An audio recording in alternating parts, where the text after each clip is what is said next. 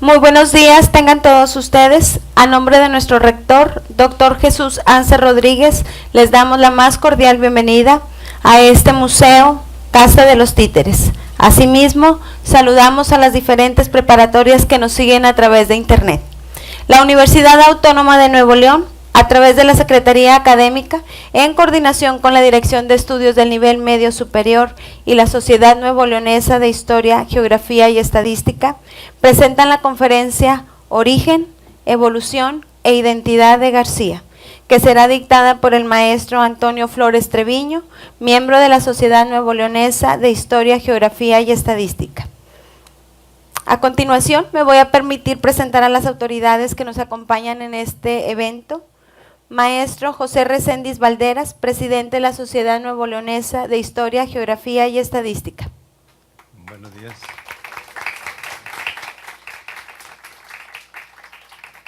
Licenciada Diana Margarita Rodríguez Moncada, coordinadora de proyectos de nivel medio superior. Maestro Antonio Flores Treviño, conferencista del día de hoy. Gracias. Así como también agradecemos la presencia de Angélica Coronado Garza, coordinadora general de este museo. Para empezar con este evento, tenemos el mensaje del maestro José Reséndiz Valderas, presidente de la Sociedad Nuevo Leonesa de Historia, Geografía y Estadística.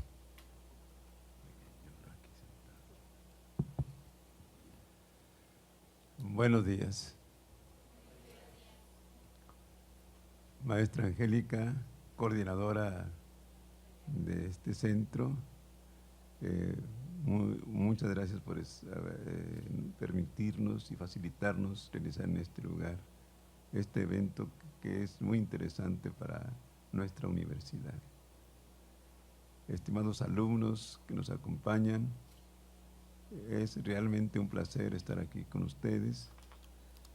Maestro Antonio, pues a nombre de nuestra universidad y de la Sociedad Nuevo Leonesa de Historia, Geografía y Estadística, muchas gracias por tener esta disposición de charlar con nosotros con un tema que pues de bastante interés para todos.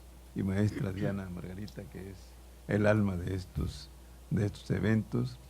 Es para mí mucho placer estar aquí con todos ustedes.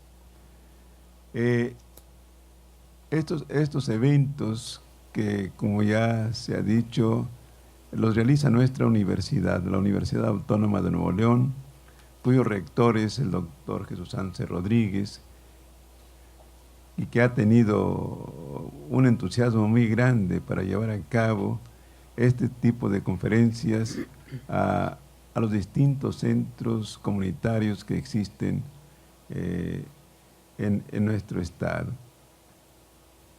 Y bueno, la presencia nuestra como presidente de la Sociedad Nuevo Leonesa de Historia, Geografía y Estadística obedece al hecho de que entre la universidad y la Sociedad Nuevo Leonesa de Historia, Geografía y Estadística existe un convenio que se firmó con la intención de que nuestra sociedad colaborara con nuestra universidad, con una serie de conferencias que hicieran posible llevar a los estudiantes de la universidad conferencias sobre distintos tópicos de la historia de Nuevo León o del país, lo que sin duda alguna viene a fortalecer el estudio de las ciencias humanas y sociales, que son importantísimos dentro de la formación de los estudiantes. Y yo siempre he dicho que hoy más que nunca el conocimiento de estas áreas son muy interesantes porque nos ayudan a comprender la realidad que hoy vivimos. Una realidad que sin duda alguna tiene como rasgo peculiar el hecho de un conocimiento sumamente abundante de todos los aspectos de esta realidad. Es tan abundante que nos es prácticamente imposible tener más a la mano la complejidad de este conocimiento, donde sin duda alguna se hace imprescindible un conocimiento tecnológico que nos permita adentrarnos con mayor facilidad a ese conocimiento que sin duda alguna nos llevaría a entender el momento que estamos viviendo. Pero encontramos también que ese conocimiento tiene otro rasgo muy peculiar. Se enfoca demasiado sobre el desarrollo de la tecnología, de los medios de comunicación y de información, pero está muy deshumanizado. Y hoy más que nunca necesitamos el conocimiento de las ciencias humanas y sociales que nos permitan entender esta realidad y que nuestros estudiantes en su formación lleven ese rasgo peculiar de incorporarse como profesionistas al entorno al que pertenecen, pero que tengan un alto sentido de responsabilidad social sobre ese entorno, porque esos deben ser los estudiantes egresados de las universidades públicas, que no sean indiferentes a la problemática del entorno al cual pertenecen y al cual se incorporarán ya como profesionistas y en el campo laboral. Por eso, estas conferencias, para mí en lo particular, son sumamente importantes y que esa significación se agiganta más en este momento de la globalización que hoy envuelve al mundo. Por eso, nosotros como sociedad, como representante de la Sociedad Noroñesa de Historia, Geografía y Estadística, felicitamos al doctor Jesús Anser Rodríguez, rector de nuestra universidad, por estar impulsando estas actividades. Y a ustedes como estudiantes, pues enhorabuena porque son afortunados también con estas charlas. Implica trabajo para quienes organizan esto. La maestra Diana, pues la conocemos y bueno, el trabajo vale la pena realizarlo cuando el fruto que esperamos es de esa magnitud. Así es que enhorabuena a todos y cada uno de los presentes. Muchas gracias. Agradecemos al maestro José Reséndiz Valderas sus palabras. A continuación, le solicitamos de la manera más atenta a los miembros del Presidium pasar a ocupar un lugar en el auditorio.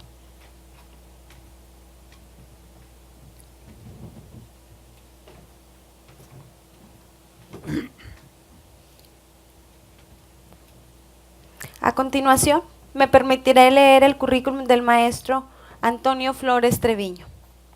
Antonio Flores Treviño nace en Villa de García, Nuevo León, el 28 de marzo de 1956. Es el quinto de 8 hermanos. Sus padres, el señor Cecilio Flores Alvarado y la señora María Elena Treviño García, ambos finados. Realizó sus estudios primarios en el Instituto México y los concluyó en la Escuela Primaria Benito Juárez, y los de secundaria en la licenciado Genaro Garza García y de contador privado en la Escuela Comercial Garza en la misma ciudad de García, y los de bachillerato y enfermería en la ciudad de Monterrey. Ha desempeñado puestos administrativos y contables en el sector privado y público por más de 20 años, así como en la Administración Federal. Ha sido difusor cultural en el rescate de las costumbres y tradiciones desde 1978. Ha organizado y ha coordinado las pastorelas, los viacrucis vivientes como rescate de las tradiciones de nuestro querido García, con apoyo de distinguidos amigos. Asimismo, ha sido maestro de ceremonias en actividades cívicas, educativas, culturales, deportivas y políticas, y de participación social comunitaria. Ha dado conferencias de historia, crónicas, pláticas sobre valores a estudiantes y ha participado de manera activa en la difusión de las tradiciones y costumbres. Compila y registra las semblanzas de personajes de la comunidad. Ha colaborado también en artículos de revistas y periódicos, gacetas de la región como lo son Voces de García, El Huasteco, El Centenario, El Cenzontle, la revista Letra Viva de la Secretaría de Educación de Nuevo León. Ha participado también con varios autores en el libro de Crónicas Municipales de Nuevo León, editado por Conarte. Colaboró con la edición del libro Testimonios de la Crónica, editado por el Centro Regional de Investigaciones Históricas de la Universidad Autónoma de Nuevo León. Asimismo, ha sido vocal del Consejo Consultivo de Participación Ciudadana para la Educación en el periodo 2009-2011, 2012-2015 del municipio de García, Nuevo León. Ha dictado conferencias Café con Historia denominadas Al Hervor de 2 siglos, invitado por el Museo de Historia Mexicana. El 15 de enero del 2010 le otorgan el nombramiento de cronista oficial del municipio de García, Nuevo León. El 29 de mayo del mismo año es recipiendario de la medalla al mérito de la crónica José Saldaña, edición 2010, que otorga la Asociación Estatal de Cronistas Municipales de Nuevo León. Por su participación activa en la Asociación de Cronistas y de Investigación de la Crónica y la Historia de Villa de García, Nuevo León. Actualmente es el cronista oficial del municipio de García, investigador de temas históricos, colabora intensamente en los programas cívicos y culturales de la educación de García, así como de la Dirección de Educación y Cultura de su querido pueblo, además de ser el jefe del Archivo Histórico Municipal de García, Nuevo León. Bien, una vez escuchado el currículum del maestro Antonio Flores, vamos a empezar con el desarrollo de esta conferencia. Al final de la misma vamos a tener una etapa de preguntas para los cuales le pido que sean participantes activos, muchachos, y en este momento le cedo la palabra al maestro Antonio Flores. Qué amable, gracias. Bien, pues vamos a tratar de llevarlos por un camino de la historia de García a través de imágenes, porque en la actualidad la comunicación, la iconografía es parte esencial que, como dice el dicho, una imagen vale más que 1000 palabras. Claro, sin hacer de lado a la misma palabra, que es la riqueza, es la esencia, es la emoción de la idea. García es un baúl de tesoros, así lo he dimensionado yo. Es un baúl de tesoros, una riqueza histórica, cultural y de tradiciones. Por eso le puse mi tema, Orígenes, Evolución e Identidad de García, Nuevo León. El mosaico que inició en principio marca esa riqueza arquitectónica de sus templos, de sus casonas, las haciendas antiguas. García, visto aéreamente, el corazón mismo de García y de los pueblos que todos tienen, su identidad, el Cerro del Fraile, que de ahí parte propiamente la identidad colectiva, las grutas donde está ese paraje en las entrañas de la montaña, y ahí empieza la narración. La siguiente, por favor. Pero hay que ubicarnos en el terreno geográfico. A manera así genérica, en el noreste mexicano, Nuevo León, pues tiene una connotación muy importante sobre las etnias. Aquí está Nuevo León y aquí está probablemente García, está en este polígono, en el noreste mexicano y el noreste de Nuevo León. Es la parte más montañosa de Nuevo León, la parte que estuvo pues habitado inclusive por aborígenes de más de 6000 años de antigüedad. La siguiente.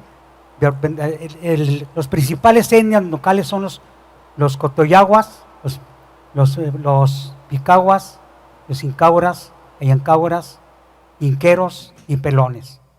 Los pelones se rapaban, realmente eran inclusive de una corpulencia más altos, más grandes que los autóctonos del centro o del sur de México. Aquí eran hombres grandes, bien formados hechos a la barbura del desierto y un constante caminar. Eran seminómadas. Por eso más adelante vamos a ver los lugares que ellos cubrían. La siguiente. Un vestigio importante de nosotros en García, que está ahí viviente, está esperando que se retome la arqueología y la antropología social. Este espacio se llama Cubumada, está rumbo a Saltillo, por las inmediaciones de García y Saltillo. Este Cubumada hay vestigios antropológicos de más de 6,000 años, pero también hay pictograbado o pintura rupestre o arte rupestre que data lo más nuevo de 800 años después de Cristo. O sea, ese recorrido de más de 8,000 años, ahí hay vestigios, hay petrograbados, como dije en un principio. Era un cobertizo natural a manera de cueva, pero muy amplia, y por un costado corría el río Pesquería. Ahí viene bajando, de nacimiento está en la Sierra Madre, y va incursionando el cerro, pues que le llamamos por ahí el cerro de la Mota Grande. Y estos vestigios por aquí, ahí sigue recorrido, ahí inicia. Este es un farallón donde están los pictograbados. La siguiente. Ahí está Coahuila. Actualmente está derrumbada por efectos climatológicos desde Gilberto, pues como pasa el arroyo junto a esa vestigios, tuvo desbordamiento del Gilberto y afectó muy grandemente el espacio y hubo derrumbes, pero se le conoce como cueva ahumada o cueva la quemada. Ahí están estos vestigios también, eso se llama petrograbados, son inscripciones de observaciones astronómicas, cuentas de tiempo, gestación de la misma vida de los animales en el vientre, como es el venado, como es el propio hombre.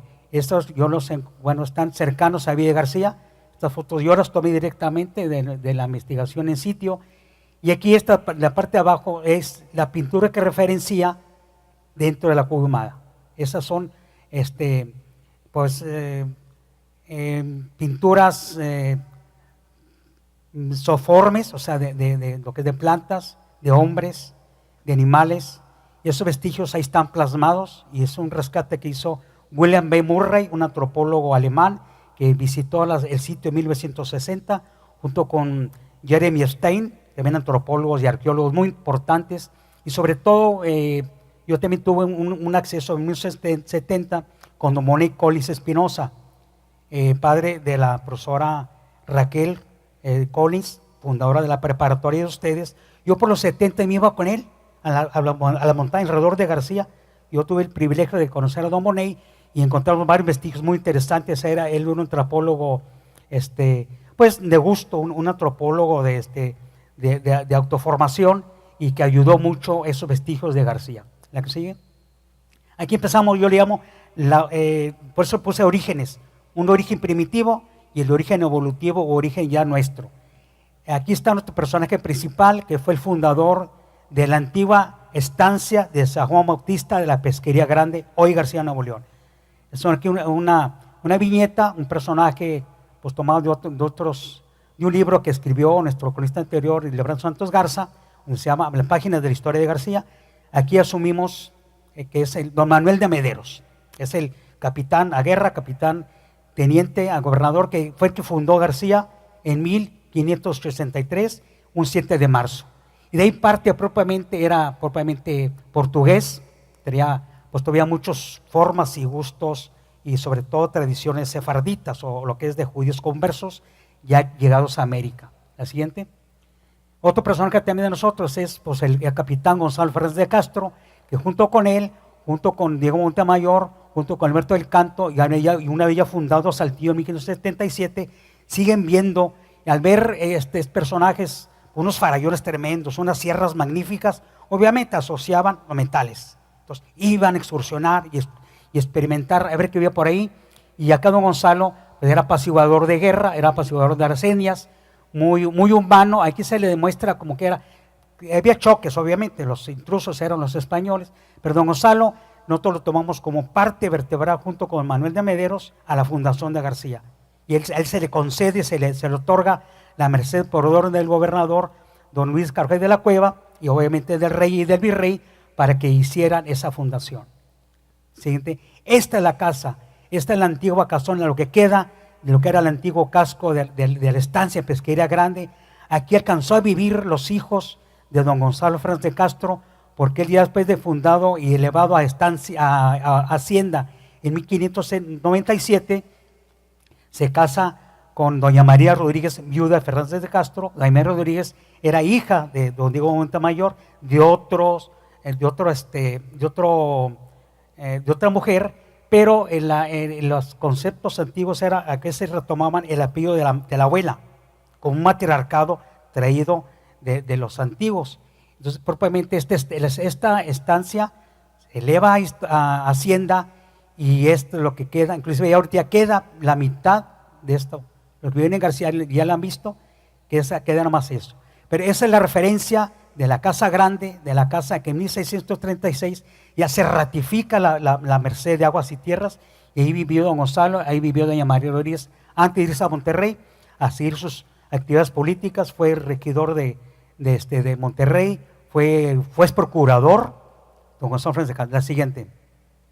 Otra hacienda importante asociada a esa historiografía, a esa pertenencia nuestra, como es la hacienda de Icamole.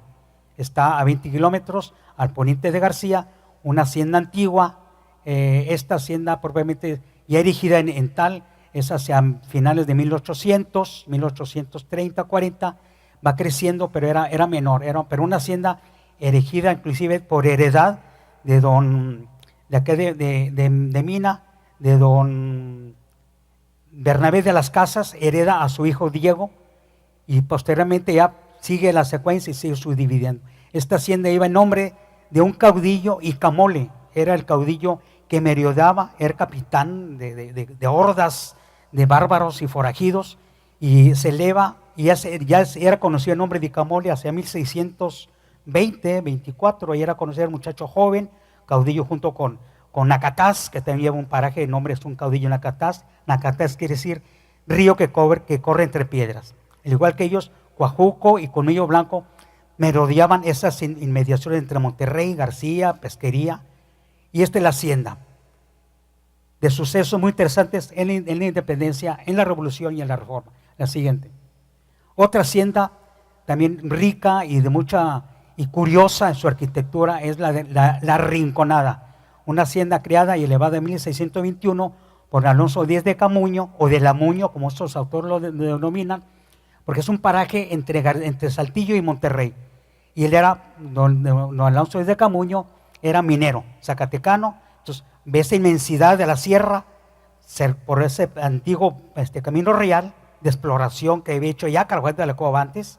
Pues hay una parte de Saltillo a García, antes de llegar a Santa Catarina, se llama Cuesta de Carvajal, en alusión a que Carvajal ya la había hecho, pero a la inversa. Él viene de Pánuco y sube, entonces era muy penoso la subida con carretas, pero se le denomina Arroyo de Carvajal y Cuesta de Carvajal. Después ya retoma la línea y entran acá por Rinconada, que es cerca de donde está esta hacienda. Por un costado, a como unos 200 metros, pasa por atrás el río Pesquería, y ahí fíjese qué curioso, esa arquitectura esconopial, sefardita, arabesca, esas formas muy, muy ricas, y hasta ahorita no he visto otro espacio grande de esas dimensiones y de esa arquitectura norestense muy particular. La siguiente, otra casona muy interesante que nos va narrando, nos va dando identidad. Esta casona data de mediados del siglo XVII, se le conoció como casi la Casa del Águila de Oro en García de la Memoria Colectiva desde mediados del siglo XIX. Pero ¿por qué es importante? Porque en esta casona aquí vivió, no nació aquí, vivió don Francisco Ignacio Elizondo Villarreal.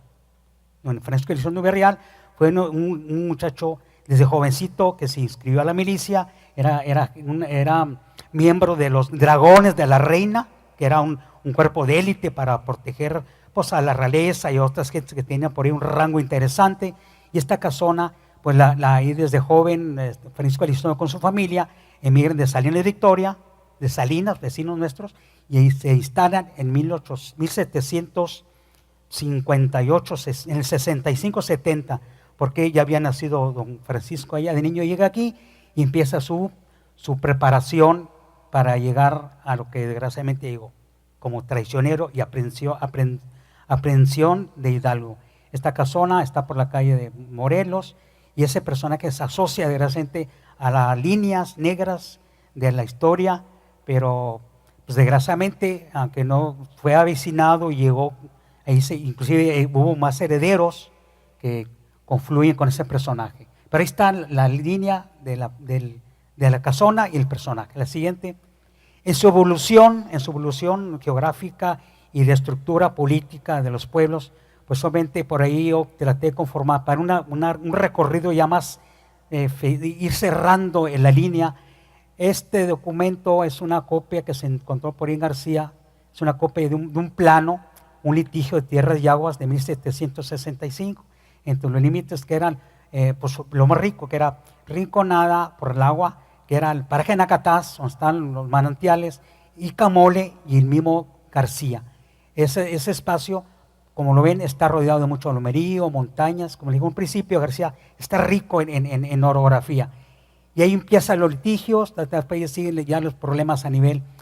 Y el otro círculo que vemos por aquel lado es un polígono, es un mapa de 1838 de un informe de un alcalde, don Eligio Fernández, donde ahí declara muy propiamente el informe de su ambiente físico, económico, político, social, construcciones. Entonces, don Eligio Fernández en 1838 manda hacer ese levantamiento y ahí está marcado. Otro momento, ya en 1930-40, un levantamiento topográfico, ya con Ajebs, García, y evolucionando, ahí está marcado. Mucha montaña, es la parte más montañosa del centro de Nuevo León y del noreste de Nuevo León, junto con Mina, que tiene una parte muy interesante. Y García en el 61 ya está el polígono, ya está la cuadratura o la cuadrícula del pueblo. Entonces, ahí nos va moviendo en esa inmensidad de más de 870 kilómetros cuadrados que tiene García. La siguiente. Aquí está, García. Una visión del antiguo García, o todavía se le conocía como Pesquería Grande, aunque ya para esta fecha ya era villa, se había elevado en 1851 en la categoría de villa. Antes eran estancias, eran misiones o reales de minas. En este caso García era estancias, como Bautista de la Pesquería Grande. En esta gráfica es una pintura que conserva el municipio, una pintura grande. Así era García en 1884. Ahí está su iglesia principal, las casonas, el templo o el zócalo, que antes no había palas, no había eso, y la fuente que nutría pues, ahí el agua, aunque era agua un poco dura o mezcladita, pero era el humedal. Ahí está el Cerro del Fraile, nuestro ícono, que manifiesta pues, altura, firmeza, y en uno de los picos está el emblema, que es el fraile, un fraile orante de oriente a poniente con su sayal, como conocen los frailes antiguos, con su sayal, orante de oriente a poniente. Por eso el pico mayor se le llama pico del fraile. Y allá en aquel lado está la fotografía del actual templo. Antes, como ven, no tenía nada de protección barandales. Esto ya se eleva en 1900, a principios del siglo, 1910, se le agrega esa protección, pero ahí está. Está igual la estructura, es de 3 naves, basiliscal, una torre de 2 cuerpos, en su superior, antes no tenía los relojes, se le agrega en 1912, por don Benjamín Sepúlveda, alcalde de la época, y las campanas, también tiene 4 campanas muy interesantes, que hay una que es la esquila, la maromera, es de 1882 su factura. Su radiografía que nos marca una evolución. La siguiente. Ahí está otros templos interesantes. El Santo Cristo, en el corazón del pueblo, desde 1836, era capilla particular de don Joaquín García de la Garza, un hijo prieto del pueblo. El nombre de él va implícito en el nombre de García. Este templo es de 1836 y su interior tiene pinturas al óleo, en fresco en su cúpula de arista, como lo marca de aquel lado, de pasajes del Nuevo Testamento. Restaurado, el INAH lo tiene como una joya arquitectónica, nosotros también así lo consideramos. Otra joya es San Elías también. Esta San Elías data de 1800, se inició a construcción por una persona que salió ileso de una cometida de indios en el Parque Nacatás, que era don Elías de la Garza. Su patrono era Elías, eleva esa capilla de piedra por piedra, traídos por él desde Nacatás, tenía carretas, era gente que se dedicaba al reco, animales, y se fue formando junto con sus familiares, y herederos. Tardó 80 años a cumplirse hasta la cúpula. En 1880 se remata toda la estructura de piedra por piedra con participación de sus familiares y amigos y gente de García. Y este es un ícono muy interesante y su patrono de ella es Elías, el del Antiguo Testamento. Muy interesante, su fiesta es el día 20 de julio y año con año los mecenas o gente, herederos, sobrinos, nietos, tataranietos de este personaje hacen su fiesta. La que sigue. En la evolución de la educación yo quise detenerme un poco en esto y ampliar esa pertenencia, esa identidad de los orígenes de la educación en García. Por ahí encontré unos documentos donde se hace alusión el primer otorgamiento a un permiso de una escuela de primeras letras, que le dicen primeros párvulos, el abecedario, de 1829, otorgado nada menos que por el gobernador en esa época, el segundo gobernador de Nuevo León, Joaquín García de la Garza. Se lo otorga a un señor que tenía pues, conocimientos de principios de álgebra, gramática, latinidad, los principios probablemente cristiandad, porque todavía en esta época la educación todavía estaba privilegiado por la iglesia. Y esa evolución, ahí marca en 1829 esa concesión para instalar un colegio de primeras letras. Pasa el tiempo, en 1885, también ya es un decreto del siglo XIX, en que ya la educación pública ya se empieza a proyectar. En México se empieza ya a hacer las propuestas por los diputados federales, senadores, y empieza la educación pública, laica, gratuita, y ya venía ese proceso. Y esta imagen es rescatada de una maestra venida de Zacatecas, María Luébano de Arellano, se casó con un personaje de Camole. Ella inclusive recibió su nombramiento como maestra de don Serafín Peña. En 1910 se instala un colegio, antes eran de niñas y de niños. Y la profesora María Luébano, una escuela lleva su nombre, gente que más de 50 años sirvió en la educación, murió en el 73, y pues esa memoria colectiva nuestra ahí está plasmada, 3 de la educación. La siguiente, otro personaje nuestro, maestro, promotor educativo, el profesor Jesús Terviño Garza, oriundo por Terviño de los Garza, también con niños, como ven ahí estaban niñas y los maestros con niños. Ahí en García, en 1919, es la fecha exacta, todo toma de reservas de la siguiente. Otro personaje también muy interesante que yo pues, me di la tarea de investigar por una casualidad que buscaron sus herederos, sus tatarnietos, sus orígenes de García. Fíjese la importancia cuando vamos a la génesis de nuestra sangre, una persona buscando a su abuelo, su tatarabuelo, pues ya nos reencontramos. Es don profesor Ausencio Fernández de la Garza.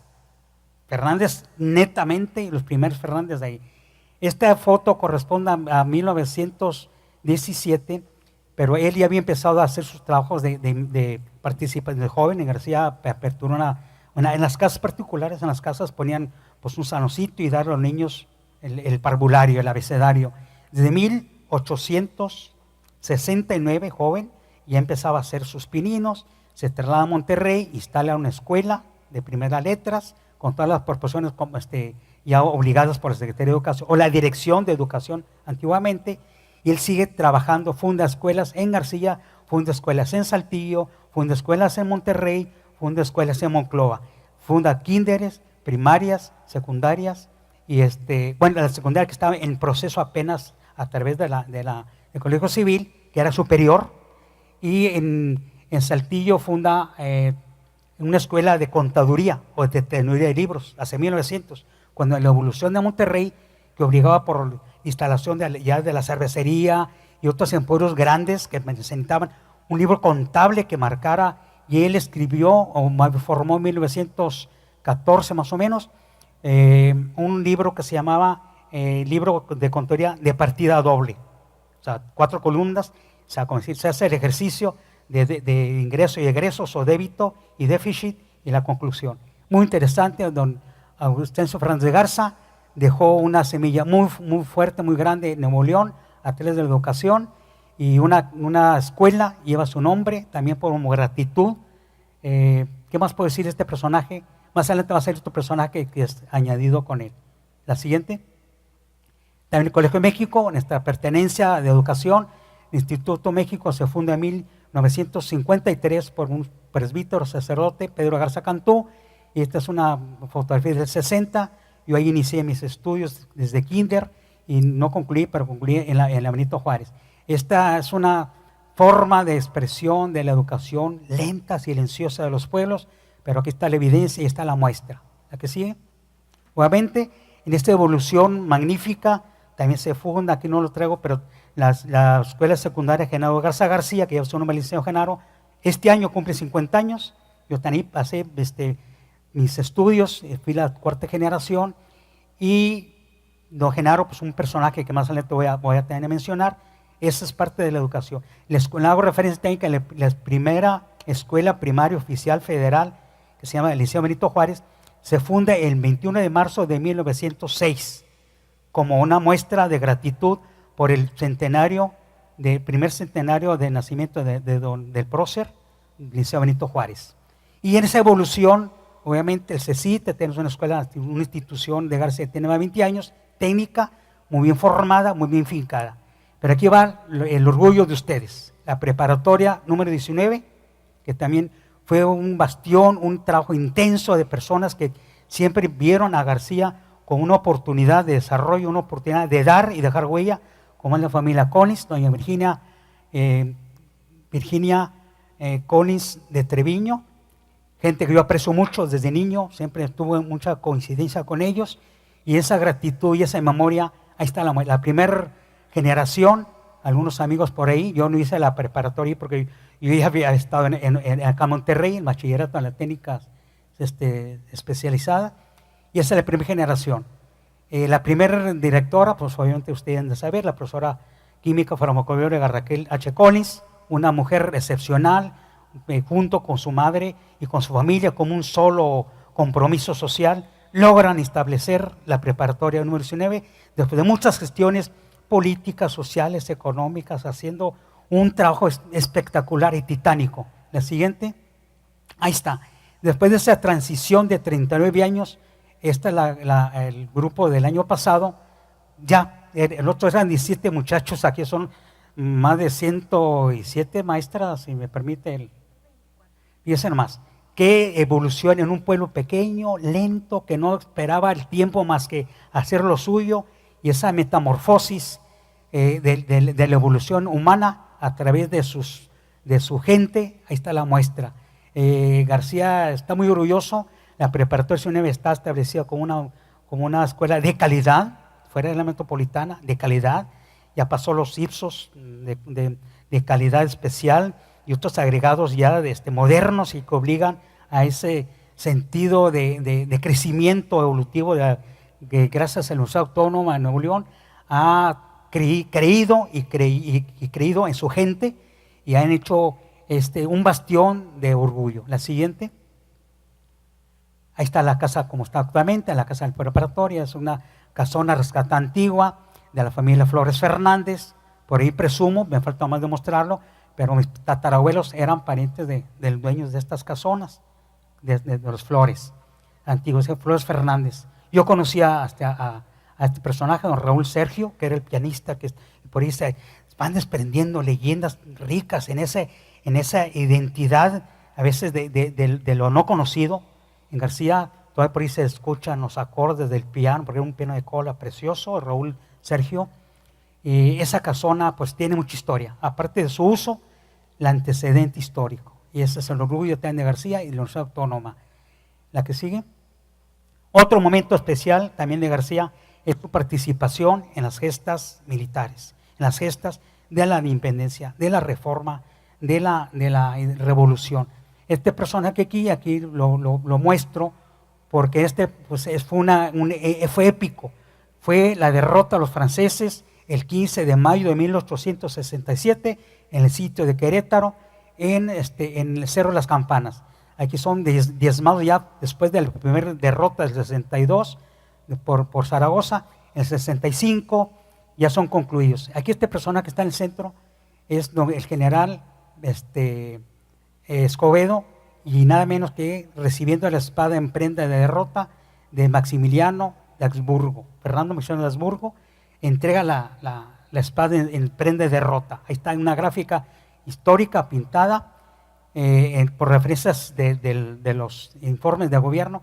Y un personaje nuestro, aquí por eso lo hago ese comentario, el que está medio adelante era el coronel Jesús Fernández García. En aquel entonces, en ese momento histórico, era el jefe del Estado Mayor del ejército republicano, porque ese se le denominaba republicano, la República Naciente, por el general Escobedo. Y aquí está una referencia, hay herederos de García, de ese linaje de los Fernández, y hay una casona que ha tenido y nació el general. La siguiente, aquí están otros personajes que se suman a esa colectividad y memoria nuestra de la revolución, ya en 1915, cuando llega la revolución de García, 14 y 15, en la región. Este es el coronel Norberto Jasso García, coronel de brigada. Ahí sí lo presumo yo porque es mi pariente, tío bisabuelo por parte de papá y por parte de mamá. Mi abuela era Guadalupe Alvarado Jasso. También estuvo en la revolución, inició de joven en Matamoros, a invitación de Luso Blanco. En 1913 él era jefe de estación y telegrafista en una estación Ochoa, rumbo a Camargo. Le invita a sumarse a las fuerzas constitucionalistas de don Venustiano Carranza, con la primicia de que Luso Blanco pues organizara la división del noreste, que inicia en Matamoros, y él ingresa con él, empieza sus gestas, participa en la toma de Matamoros. Al siguiente mes, ya como en el cuerpo ya militar, y le otorgan el grado de capitán, y luego capitán segundo, capitán primero, y va sumando una serie estuvo en Icamole en 1915, cuando el sitio de Icamole, él estuvo como jefe de las guardias ferroviarias, tenía conocimiento del tema y de los espacios, y era mayor en aquel entonces, no era coronel. Pasa el tiempo, sigue captando y otorgándose las más medallas, y llega hasta coronel de brigada o de ala, que es un grado antes de llegar a general. Muere en 1929, está en el Panteón Francés. El siguiente es el general de división, piloto aviador, también un personaje muy querido por nosotros, y es el más alto rango que se ha tenido personajes de García. General de división, piloto aviador, el general Rolando Rodríguez Fernández. En la Segunda Guerra Mundial, él empezó de jovencito como teniente, le otorgan grados, empieza ya en la milicia, y en la Segunda Guerra Mundial se agrega a la Segunda Guerra Mundial, propiamente pues ahí muere en García en 1996, ahí están sus restos, pero la memoria que fue alcalde de García también. Y el siguiente es el coronel asimilado ingeniero militar Roldán Witt Flores. También otra presunción mía, pero hay que enaltecer a nuestra gente. Por ahí dice papá que eran parientes y otras gente, eres Witt Flores. Él nace en García, coronel, en 1889. Él fue siendo, después se encuentra en México, el coronel fue maestro del general Rolando, porque él era propiamente, estuvo educación militar en México desde 1903, desde 1900, de jovencito se fue para México, terminó primaria aquí en Monterrey, la Servín Peña, y se fue a México. Y él daba la cátedra de aeronáutica en el espacio. Nada menos que él fue el que instituyó la cátedra de ese conocimiento en la recién creada Instituto Politécnico Nacional de 1933. Él fue el catedrático hasta 1950, que fallece por un ataque cardíaco, pero él, después de su muerte, del coronel Roldán, ya nadie siguió modificó quizás los contenidos, pero esa especialidad que él llevaba ya no se siguió. Esos tres personajes están muy colectivamente, se están redescubriendo y difundiendo. Una escuela lleva su nombre también por gratitud. Hay herederos de ahí en García y en Monterrey, en México. Esta foto me la proporcionó un bisnieto del coronel. La siguiente. Personajes también, personas muy importantes. Ahí está don Genaro, un prohombre, gente que lleva inclusive el San Pedro Garza García, lleva nombres de Garza García, gobernador 4 veces, gente del pueblo, oriundo pues desde los fundadores de ahí de sus linajes, de los Garzas y Garcías. Una escuela lleva su nombre, como digo en un principio. Ahí están los restos en la capilla de Santo Cristo de él, y de su abuelo, don Joaquín García de la Garza. Don Canuto, tengo gobernador de García, primo hermano de don Genaro, primo hermano de él. Canuto García también fue gobernador, y cuando él ya concluye que renuncia por pleitos con don Porfirio Díaz, él renuncia como gobernador, se baja en la estación del Durazno, en 1883-84, queda inconclusa su última función de estadista, y se va a García y se recluye. Total, ahí se cae la vida mucho ostracismo político.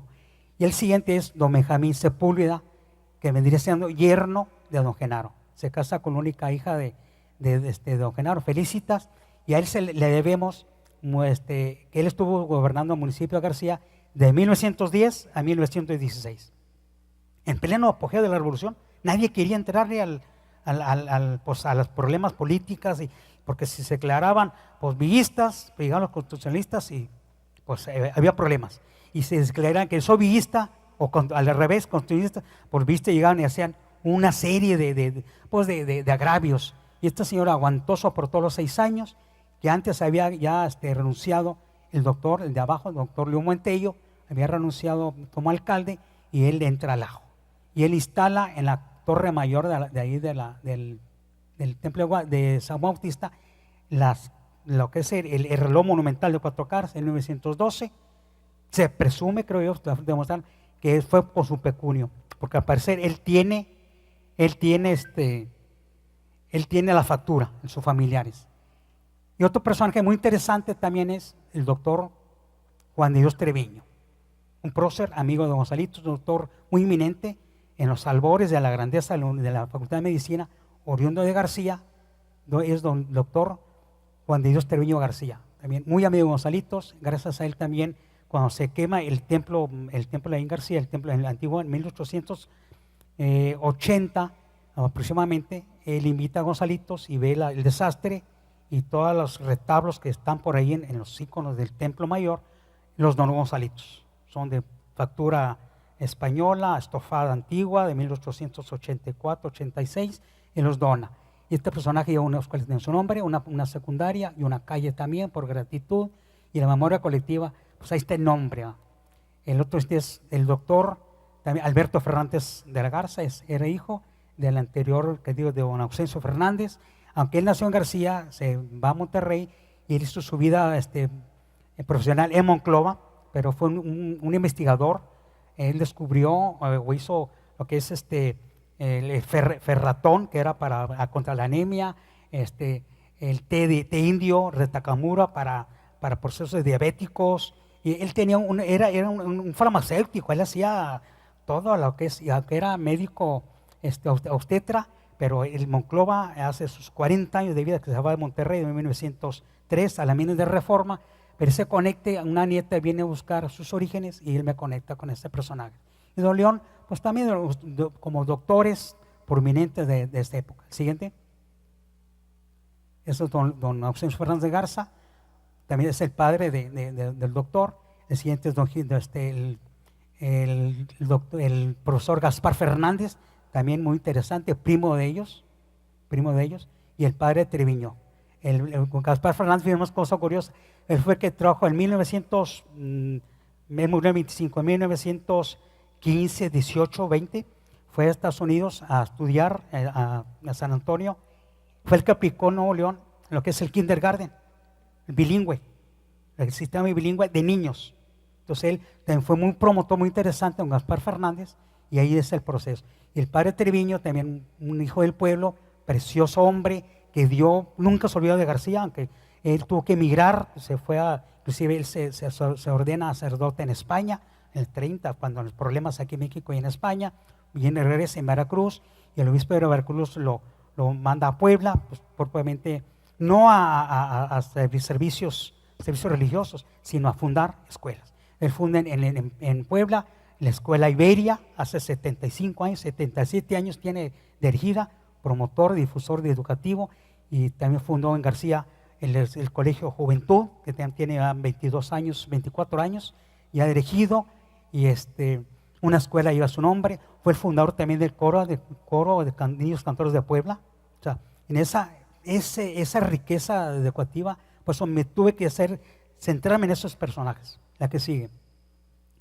En la colectividad y socialmente también ahí está la representación de nuestras autoridades, alcaldes del 37, por ahí el Juan Treviño, yo lo conocí de niño, con todo su cuerpo colegiado y de regidores, síndicos, procuradores y otros personajes.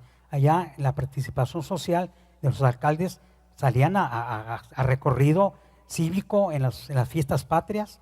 Ahí está el alcalde en aquel entonces, Genaro Garza, en el 53, con su secretario y el ayuntamiento. Y en lo social abajo, las reinas de las ferias, también parte nuestra de los pueblos de las ferias, la Feria de la Granada, la Feria de Geranio, la Feria de la Manzana en Santiago y así muchos, o del trigo. Entonces ahí en García de la Granada y el aguacate, ahí está esta referencia de 1124, las reinas, esa casona ya está casi destruida desgraciadamente por intestado, y la reina del 2004, una chica que pasó por ahí por la preparatoria de Lozano. A la siguiente, este también es una visión de la presidencia, el antiguo palacio municipal, todos los pueblos tienen su palacio, está enfrente a la plaza del centro de armas y enfrente del templo mayor. Esta data aproximadamente de 1851, ya elevada en esta estructura.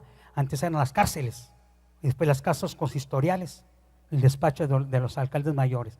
Y esta casona, pues ya ahorita no está en utilidad, se va a hacer próximamente un proyecto a elevar como museo.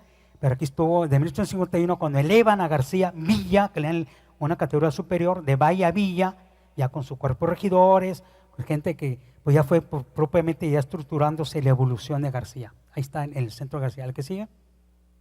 Esta es la presidencia actual, denominada Casa del Ayuntamiento.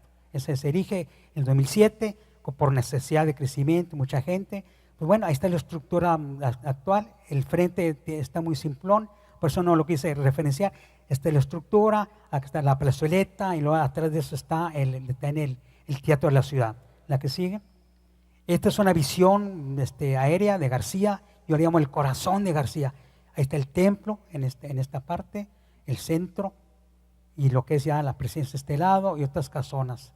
Y desgraciadamente aquí esta fotografía era cuando teníamos kiosco. Había kiosco que era el centro colectivo, la unión de la gente para un domingo, música. Entonces, bueno, por una decisión quizás equivocada, no atinada de un exalcalde nuestro, pues se cambió la vocación y quitaron eso. Y quiero decirles que antes esto era de madera, en 1930, 40 ya existía, era de madera, iban orquestas y gente muy, muy propia de la música a hacer una orquestación, un domingo musical. La que sigue.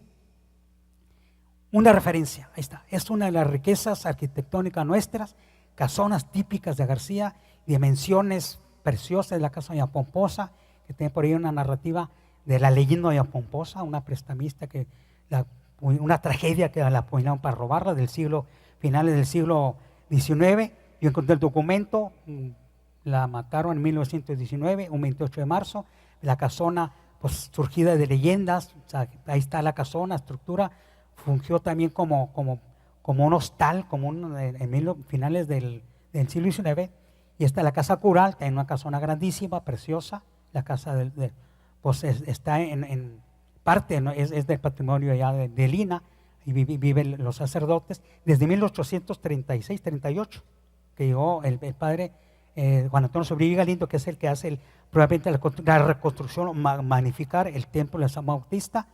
Esa casa fue de don Joaquín García La Garza, era el dueño de don Eligio Fernández, que ya les comenté hace rato. Casona acá de los Treviño, el Progreso, que era tienda de 1914. Por ahí investigué, saqué los datos que algunos familiares no lo conocían. Y esta casona de los Sepúlvedas, fíjense nomás, qué dimensión de casa, larguísima de los Sepúlvedas, eran haciendas casi. La que sigue. El lienzo charro, otra iconografía nuestra, otro sentido de pertenencia, colectivo. El lienzo charro, pues inclusive se llama lienzo charro el fraile, en alusión, ahí retomando el entorno del Cerro del Fraile. Se fundan los charros en 1962, se integran como asociación y esto se construye a mucha petición y trabajo y se concluye en 1971. Ahí cosa curiosa, donde está el lienzo charro, era el antiguo panteón colonial de García. Y por falta de estudios, tanto por y todo, pues desgraciadamente por gestiones o falta, no sé, haz de cuenta que los restos de nuestros antecesores españoles y nuestros de 1700, porque el otro se inicia en 1836, gracias al padre Juan Antonio Sobrevilla Galindo, que también entra en una normativa pro sanidad, que ya en los Campos Santos no estuvieran en el perímetro de los templos. Entonces se hace el nuevo panteón en 1836, 37, gracias a Juan Antonio Sobrevilla, y ahí está, total. Y este es actualmente más o menos como está el sentido de los charros, que es el deporte nacional. El siguiente. La nogalera, es otra identidad iconográfica nuestra, muy interesante. Las huertas de aguacate, la nogalera, nogales centenarios, o sea, presumimos que hay nogales, inclusive con un estudio biológico, que tiene más de 250 años. En el Vergel es un espacio donde está el vertedero principal de los canales de agua riego, hacia la zona poniente de García. Ahí están los compartideros, y hay árboles que tienen 250 años, por ahí le llaman el abuelo, son de dimensiones, 4 gentes abrazados, así, de mano a mano, los circunferencian, y todavía da nuez, es el abuelo. Esa nogalera es la parte de identidad, obviamente la granada, aguacates, cítricos, por ahí está la acequia es el agua de riego, hasta la tomé hace en mayo, esta foto es nueva, ahí están los caudales, un polígono acá por un costado de la Cruz Verde, en el centro de García, las acequias, una quinta que por ahí está por el frente, la casa del abuelo, si le llaman, la casa del abuelo del DIF, actualmente, y esa acequia es de la preparatoria. Esa sí que pasaba por la preparatoria a fondo, esa foto retomada de cuando era un vergel pequeño, un nicho, un microclima, y esa es parte de la estructura que también gracias al profesor Raúl Patricio, pues me pidió que hiciera una historiografía de las acequias, se la entregué, está por ahí publicadita la historia del agua de riego, desde el otorgamiento de la Merced, esa es parte. La siguiente, las grutas, otro icono que no debemos pasar por alto, porque tiene una pertenencia, una identidad. García está entre montañas preciosas, dentro de sus montañas pues están ocultas, por así decirlo, maravillas, un tesoro.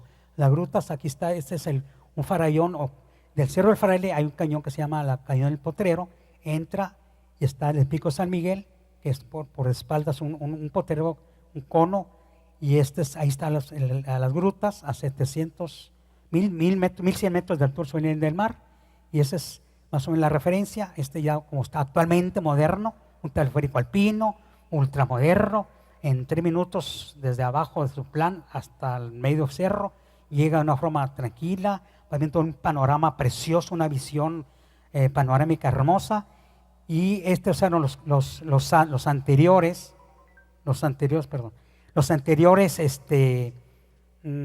carritos o funiculares. Antes de aquellos, el funicular era de 1953, 55, 56, porque obviamente pues fueron ya descubridas las grutas en 1949, se ilumina, pero están descubiertas en 1843 por don Antonio Sobrevilla. Bueno, él era agregado, pero los que descubrieron realmente eran los hermanos Ignacio y Cornelio Marmolejo. Eran los que, porque ellos tienen una majada en el centro, 1843.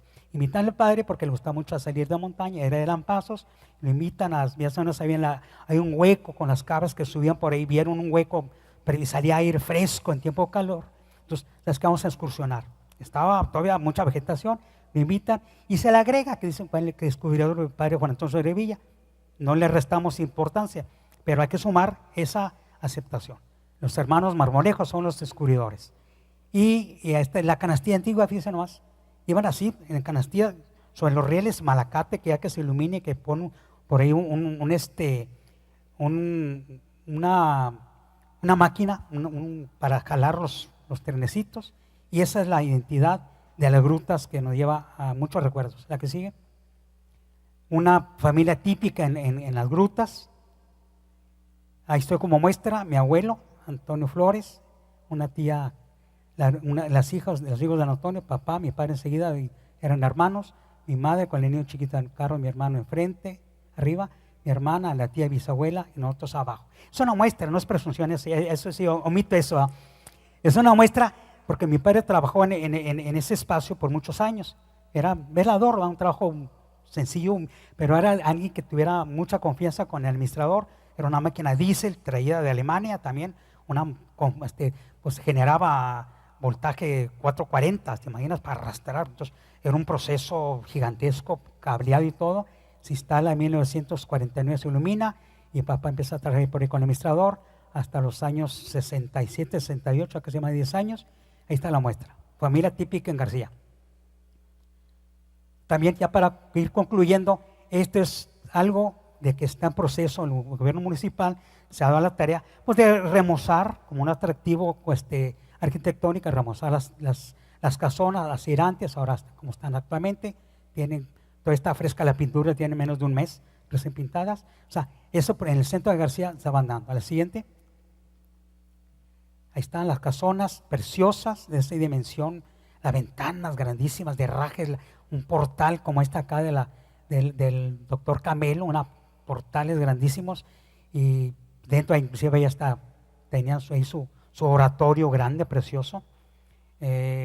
Mi madre, la presumo, mi madre de niña conoció esas casonas, ya por 1933, 36, gente que ahí están, restauradas a la colectividad y en la arquitectura. Arriba, pues probablemente ya enfrente de la plaza, se retoman, esto no es muy viejo, pero son sobre las tapias antiguas o acá son las vigas, se hace la estructura hasta una escuela privada. Y abajo, pues obviamente, en el centro de García. Aquí, ya como conclusión, esto es lo que nos da identidad, esto es lo que la parte de los pueblos que tratan con mucho orgullo, tratan con mucha difusión. Pues yo me siento orgulloso de ser de García desde mis padres, abuelos, tatarabuelos, y un linaje muy extenso, muy profundo, como todos los pueblos tienen su raigambre y su identidad. Aquí domina probablemente en García los apellidos Fernández, Sepúlvedas, Treviño, Garza, García, de la Garza, González. Y otros más que se fueron sumando, y es García. Ahí está el Pico del Fraile, en sus alturas, en los 4 picos que tiene, una mancha en la piedra, y esa es la formación. Y la cabeza del sapo, que le llaman el pico mayor, o la culebra. Y lo que sea el cañón, es el cañoncito donde está la canastilla abajo, o sea, entra de sur a norte. Ya propiamente el expliqué, y esto es parte de nuestra identidad, una evolución que 400, como digo, esto es una historia de 6.450 años, o sea, va más allá. Entonces, esta es parte de lo que García les ofrece. Espero no haberlos aburrido, y si quieren algo que por conocer y saber más, estoy a sus órdenes en la CHU Municipal de García. Estoy dispuesto a hacer una visita guiada en García, muchachos que son de otros espacios, de otros estados, y la gente visita, con gusto los atiendo, y hay que dar de García y Nuevo León y México lo mejor que es su gente. Es el tesoro más precioso, sin dejar de lado lo material, lo tangible. Pero a García les ofrece pues historia, García es más bien historia, es magia y es cultura.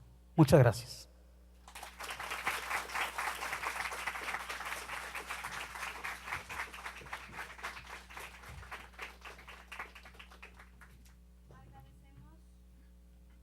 Agradecemos al maestro Antonio Flores Treviño por el desarrollo de esta rica y nutrida conferencia. A continuación, pasamos a la sección de preguntas. Por favor, si tienen alguna pregunta, levantamos la mano y con todo gusto el maestro Antonio se las va a responder. Si pregunta o un comentario o un reforzamiento, algo que de niños vieron por ahí, y pues algo que le llama la atención, que tengo sentido de que ustedes probablemente observen, como dice el dicho antiguo, al pueblo que fueres, a lo que vieres, sumando lo que es su forma de hacer las cosas, que comen, o sea, con gusto, de veras, sin miedo, podemos por ahí responder brevemente. Tenemos todo un buen tiempo, unos 10 minutitos para conclusiones o comentarios.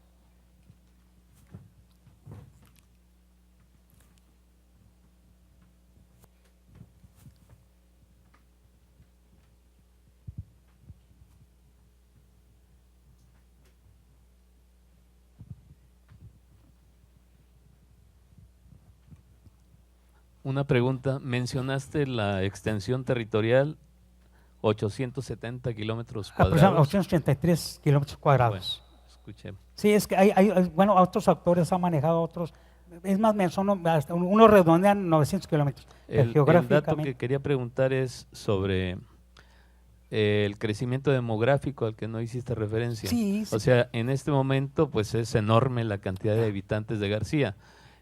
¿Cómo se dio ese crecimiento así de manera sucinta? Y además de la cabecera municipal, ¿cuántos poblados más existen en el municipio?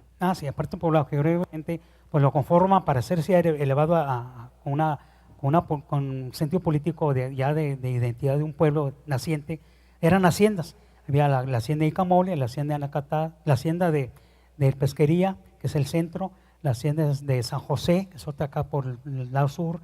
Había rancherías antiguas como Los Fierros, Soledad, Rancho Los Elotes, que también, aunque eran ranchos privados, pero evolucionados en esa aridez supuesta, pero el río Salinas nos baña por aquel lado, en una parte de Icamole, y el río Pesquería.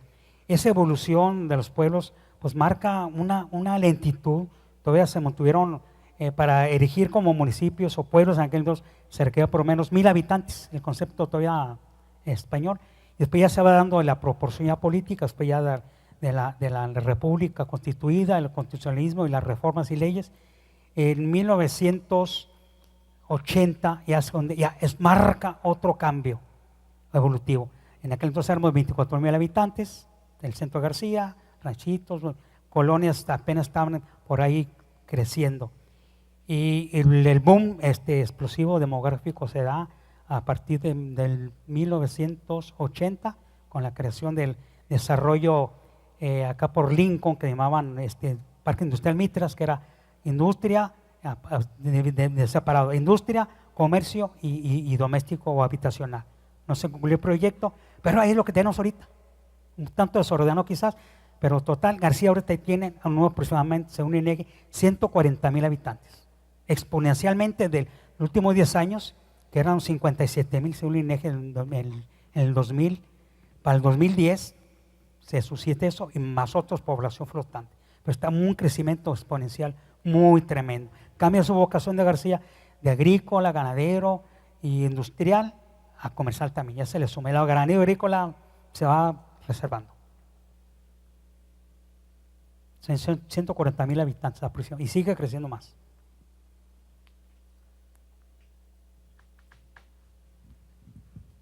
¿Otra pregunta, comentario, muchachos?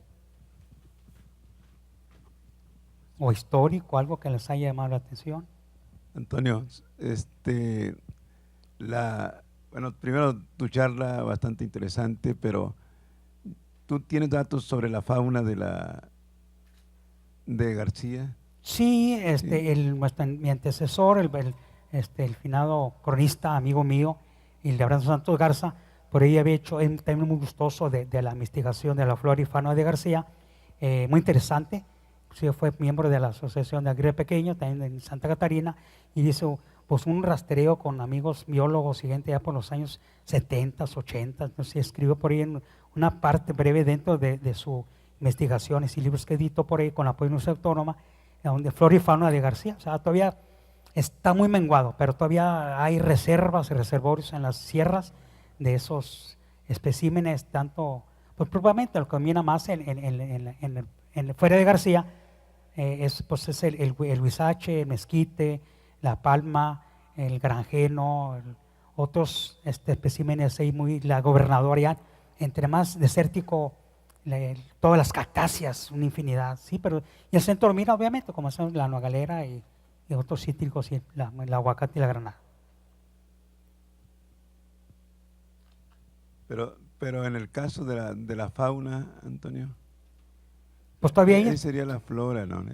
La fauna, pues todavía tenemos por ahí en sus sierras, todavía se maneja, todavía en las mesetas acá donde están las grutas, el oso negro, todavía hay, desplazan por aquel lado de Salinas, acá de Hidalgo y de Mina, pero si bajan, entonces ese recorrido, pumas, yo soy montañista, tenemos excursionado a la montaña y hemos encontrado vestigios de animales propiamente silvestres, pero de ferocidad, pues con marcas, o sea, propiamente en cuanto al gato montés, la zorra de cola roja, el cotopaxi o es el mapache, ese cola anillada, en las grutas, en esas inmediaciones, paredones, de ahí se desplazan esos animales, el tejón, ¿qué más? La liebre, el conejo, todavía en las huertas, todavía de repente por ahí, la víbora de cascabel, aves como la urraca, el gavilán, el águila de cola colorada también, algunos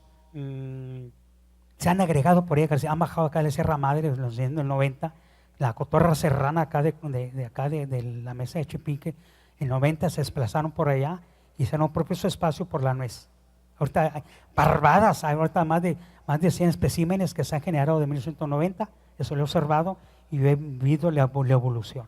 Y otros especímenes que se han desplazado, desgraciadamente se han ido por el crecimiento, ya se han ido por ahí. Como el coyote ya está muy lejano. Y otros especímenes más, claro que sí. ¿Alguien más, muchachos?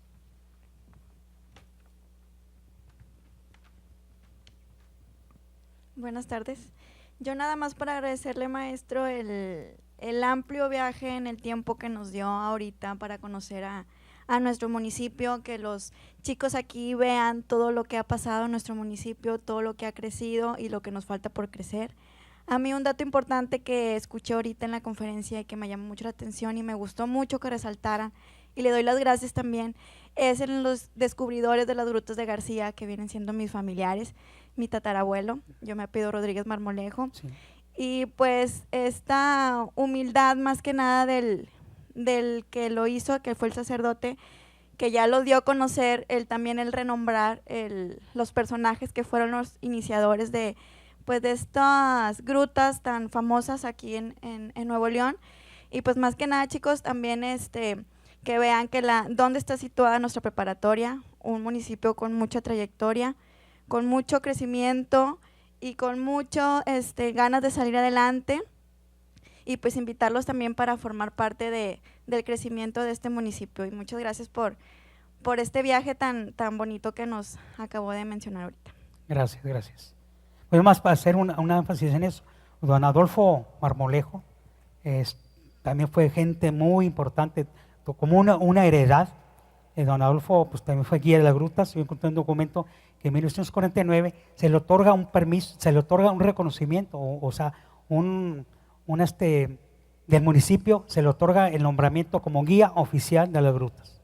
Y fue redescubriendo otros laberintos tan preciosos que hay por ahí, que quizá no hay mucho que ver con formaciones pétreas, pero que es parte de todas esas galerías, ese recorrido. Antiguamente lo hacíamos en 2 horas y media, todo el recorrido y salida al balcón para ver el valle. Y don Adolfo pues también fue muy amigo de mi abuelo, amigos de mis padres, su familia también los aprecio mucho. Y pues en esa suma don Jesús, también Marmolejo, gente que también don Jesús también fue gente pues muy apreciada en García. Y ¿qué más puedo decirle? García necesitamos redescubrirlo, los que somos de ahí, redescubrir nuestra esencia, nuestra pertenencia. Y los que son nuevos, pues bienvenidos a este paraje, a esta hermosura de un pueblo entre montañas, oasis y desierto. Pero depende de nosotros darlo y que realmente la pertenencia entre a la sangre. Los que ya están ahí, sus padres que son inmigrantes de hace 30 o 40 años, ya llegaron ahí, ya están viviendo ahí, bienvenidos. Hay que sumarnos y aportar pues los conocimientos y la grandeza que todo hombre tiene con un sentido de pertenencia y de trascendencia. Y eso sumar